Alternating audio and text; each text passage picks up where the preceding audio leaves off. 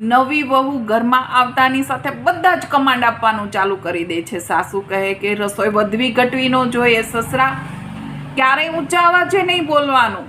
ગઈઢા સસરા ને ગઈઢા સાસુ હંમેશા ઘરની અંદર પૂજા પાઠ થવા જ જોઈએ. નણંદ અને દિયર અમારી સાથે ફ્રેન્ડ જેવું જ વર્તન કરવાનું. પતિ હંમેશા મારી સાથે પ્રેમથી વર્તન કરવાનું, હું કહું એમ જ કરવાનું. આટલા બધા કમાન્ડો એક જ સાથે. એલેક્સાની કહાની સાંભળી હશે કે જ્યારે એક વ્યક્તિ ઘરે એલેક્સા લઈને આવે ને એટલે બધા ખુશખુશાલ થઈ જાય અને બધા જ એમને કમાન્ડ આપવાનું ચાલુ કરી દે. અંતે એલેક્સા છે ને હેંગ થઈ જાય અને બંધ થઈ જાય.